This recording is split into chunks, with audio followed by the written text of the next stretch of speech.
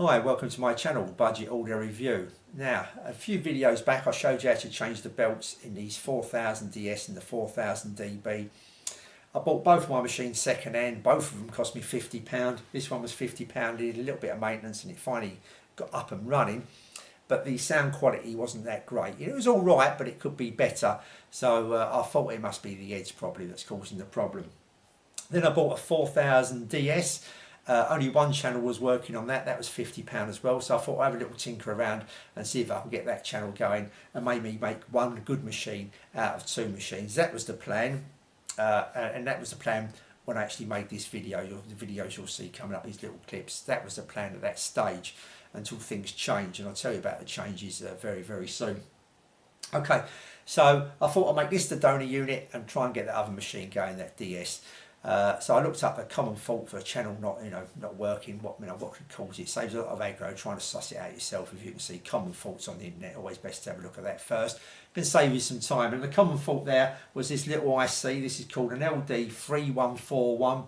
This comes intermittent. This becomes noisy. There is another possibility. If I just put the little circuit up there of the left channel, which was the left channel which was faulty on that DS, and there you can see the LD3141, and just before it is a 2SC458 transistor 3. Now that can become noisy and intermittent as well. So if it's not the IC, it could well be the transistor.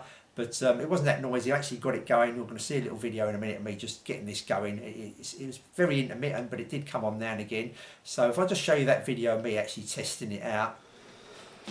Right, so here it is on the bench. As I said, very, very cramped here, but we're going to work with what we got. Now, when I press play on this unit, you're going to see that only one channel works, the right hand channel. The left channel is dead. When I say dead, we can spring it into action. It does work when it feels like it. So we're going to help it out. We're going to give it a little nudge by tapping on the input of that channel on the head. Coming from the actual head, the playback head, we're going to tap into the input of that channel, and you'll see this meter suddenly dart over really fast. So hopefully you're going to get that. So if I just do this quickly, we do this a few times, there you go, we get that channel up and running. Now that may last a couple of minutes and that could last the rest of the afternoon. So just showing you can kind of like kick it in, but don't want to keep doing that every time we want to play something. So that's it. So what we're going to do, as you can see, it's dropped dead very, very quickly. Now sometimes that lasts a long time. We're going to give it another little nudge. And there you go, we're back into action. So hopefully we're going to swap out that IC from the donor unit and we're going to get this unit working as it should. Yeah, in that video you could see me just tapping the head, no signal generator or anything like that, just tapping the head, and then it was springing into action. So I had a good idea. I thought it probably is this little chip, this little small chip. Now, these little chips, you can still get hold of them. They're not cheap. They're about £20–25 on eBay, and a few other places on the internet I think sell these. So you could quite easily replace it with one of these.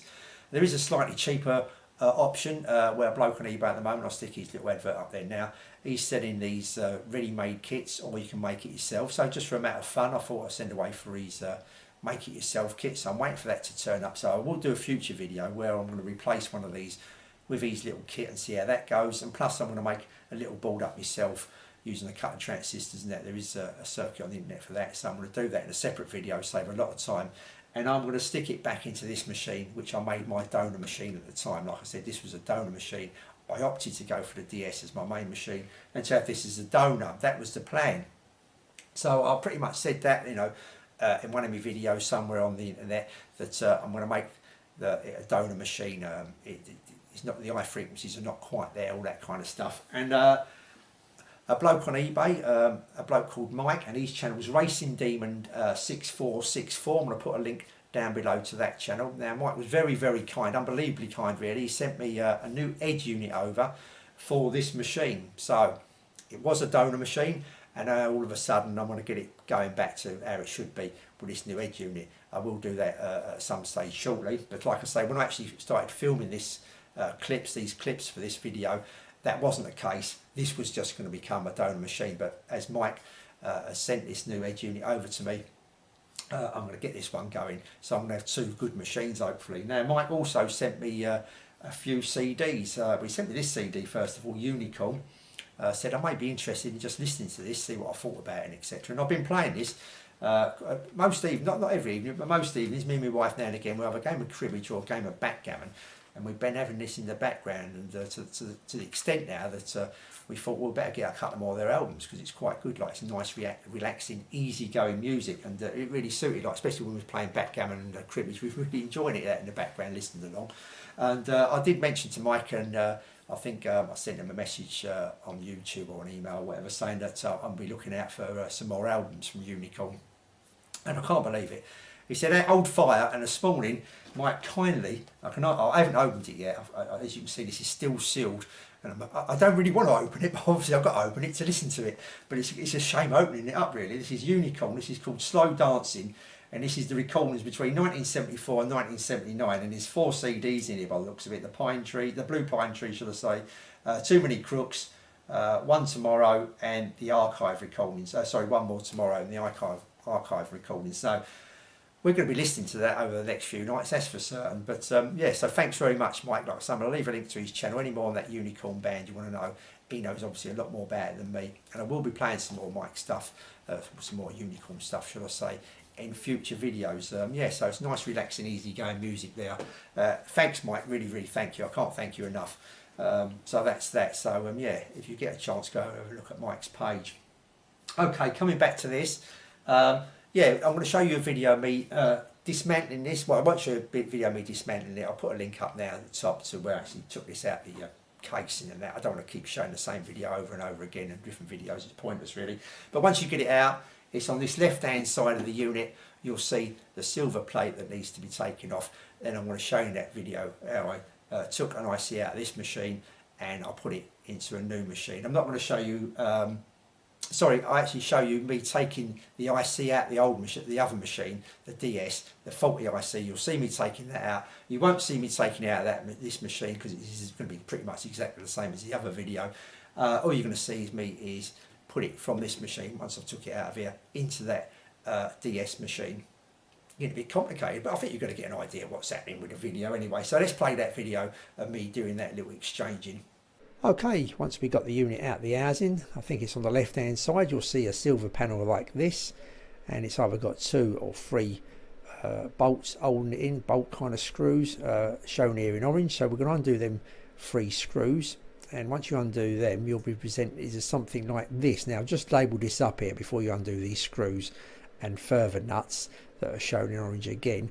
The IC we want to get to here is on the left playback channel, and as you can see, that's indicated with a red arrow, and it's inside that red box is the connections we're going to be unsoldering today.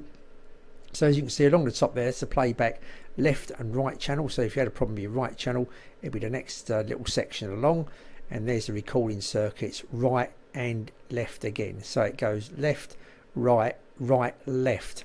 You would think it'd probably go left, right, but it doesn't. They've actually done it like this: left channel playback, right channel playback, right channel record, and left channel record. So yeah, what we're going to have to do now is undo these 6 screws shown here in orange. There's screws at the top and a kind of like screw nut at the bottom, and once you get that undone, the panel will just flick upwards and you'll be able to get to it. And we'll go over to me actually unsoldering that IC.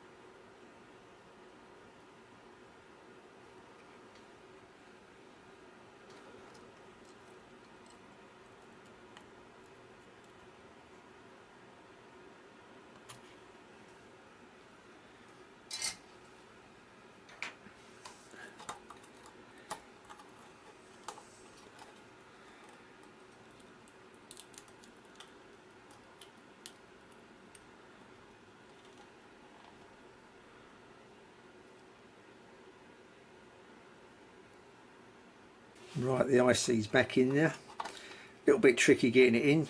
I usually do one row first and just slightly just tapped it with a screwdriver, just pushing the pins back into the hole and just bending the corner ones over just to hold it in position while we resolder it so it don't suddenly disappear back into the chassis. So as the pins come through the hole, so for instance this is the hole, the pin comes through every corner, the 4 corners, I'll just bend the pin over just to hold it in the hole, so when we come to solder it, it don't suddenly disappear again.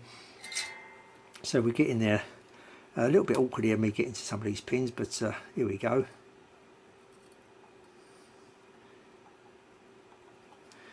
We've got cameras in the way and other bits and pieces. You'll have it a little bit easier than this, hopefully.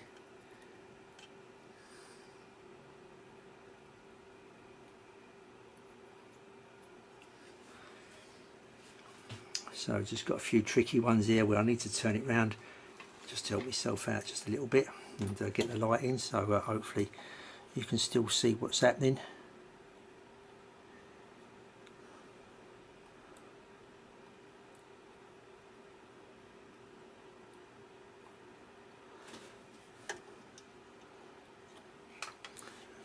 Just going to have to get there at a bit of a different angle here on this one.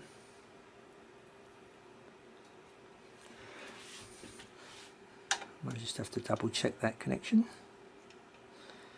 So let's just get me light. Sorry, the light's just going to come in here. I'm going to get the angle I can see just to make sure that is all. You probably can't see nothing now, I'm sorry about that, but that looks all good to me. Yeah, just double check, that's fine. So there you go, that's them all soldered. So we're going to turn it on and see what happens now. Okay, I've got it back on the bench, make sure nothing's shorting out, so we're going to turn it on, see the proof of the pudding now, see we've actually that's in the on position, that's okay. Right, okay, so fingers crossed, here we go. Alright, yeah, and we've got it working, it's working anyway, but that isn't the proof. We have to few on and offs, because the other IC did kick in now and again, but it's pretty rare, I must admit, and it could stay on all day sometimes and then suddenly go off.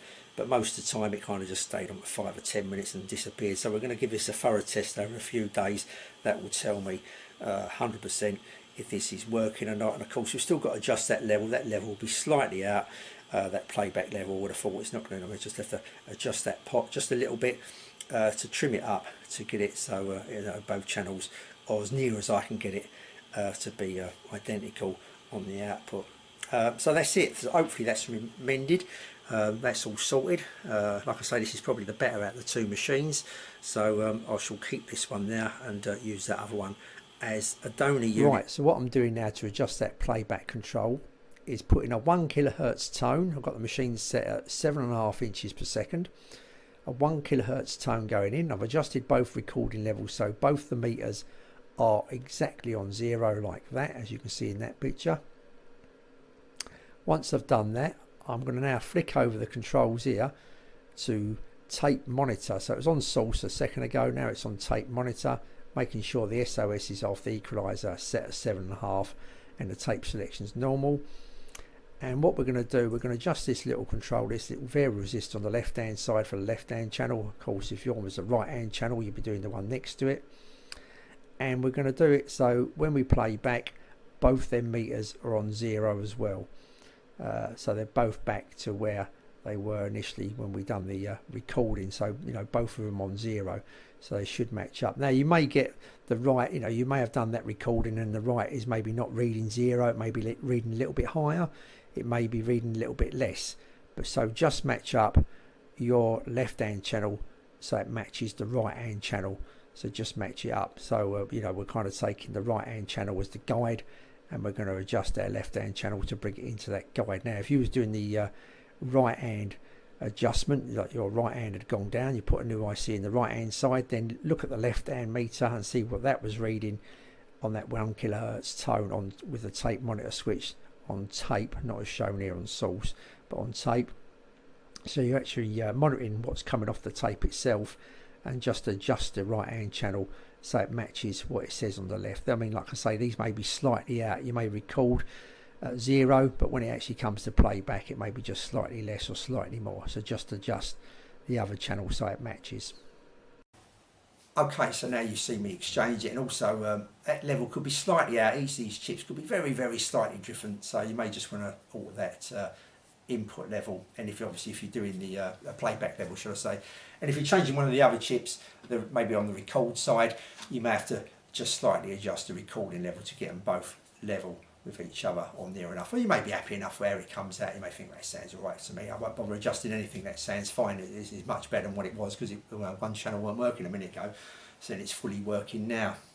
So like I say, I will come back to this and get this one, put that new head in and get this one going, and I will put one of these other chips, obviously I took out of it, I've got replaced now, so I'm going to get one of them little boards like so off that bloke off of eBay, see how that goes, and also knock up my own little board and see if that works, and see which is the better out of the two. Or is it maybe better for me just to go and get another one of these chips now to get this fully working. Now at the end of this video I'm going to show you another little video. I'm not too sure of the YouTuber's name, I do apologise, but he did ask, he was having trouble pressing the record. When he pressed record, it actually weren't recording anything. He said some of the mechanism may not be quite in the right place, or he's not too certain exactly how the mechanism should go. He's having to push the record switch in manually with his own hand. So hopefully this little bit of video at the end here is going to be for him and him only, really, not really going to be for anyone else. But I thought I'd stick it on in this video, so hopefully he can get his machine up and running. Okay, so I'll say thanks for watching now, and I'll see you all soon. Right, just going to show you the record part. This is for someone on YouTube having a little bit of a problem. So when I've got it open, why not just do that? Okay, so the record part, you're going to see nothing changes at the top. It's all to do with the reverse. There's not a lot happens there, to be honest with you. All it does is disengages the playhead and engages the record head. Everything else stays the same, basically. It's the same speed. You know, tape's still travelling in the same direction through the same way around, and everything else is all the same, apart from the record head. It comes into action and the playhead disengages, and vice versa. When you put it in play, the playhead comes into action and the record head doesn't work, kind of thing, is turned off. So anyway, this is the record. You have to push this down, this little record button here, and you have to turn this lever just one more go. That stops it. This here stops it. So if I just show you that, it's all straightforward really. As soon as I press this, hopefully you can see my hand ain't going to get in the way here. Let's just move this around a little bit. You can see I push this, and it just pushes that little bit of metal down. It pushes this little bit of metal down here. Hopefully you can just get in there so you can see. This little bit of metal here comes down, and it just stops this, where it is at the moment, it stops this from going any further.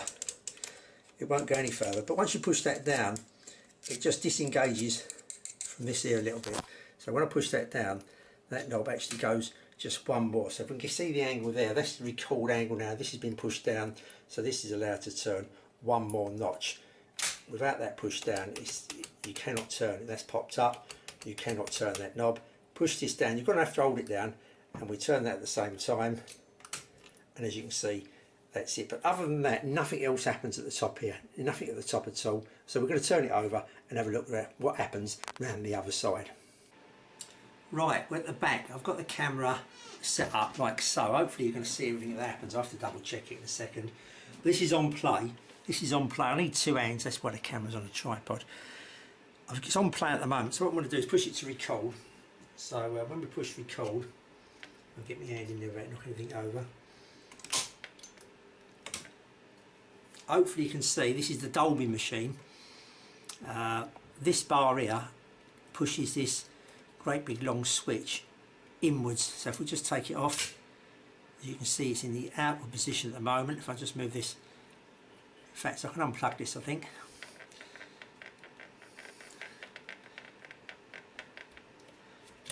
I'll just unplug that a second. Keep an eye on here. Here's the mechanism here that's actually going to move this bit of mechanism here. So if we put it back into, this is play. As you can see in play, that's normal. Let's just start again. That's normal. That's play. All that's happened is this moved around a little bit. That switch just stayed exactly the same position in play. So we're going to push it into record. So let's push the button in and turn it into record. Hold on a sec. That's it. And as you can see, what that's done, that's moved this bar across here further inwards and pushed on that switch. So this lever here does the job here. As you can see, this bit of metal here, I'll take a picture of it, this bit of metal here kind of wedged in there does the trick. It pushes that bar back. So just make sure this is in position, this part here. If I just give it a little screwdriver, make sure this piece here is where it should be, and in that kind of position there, as so.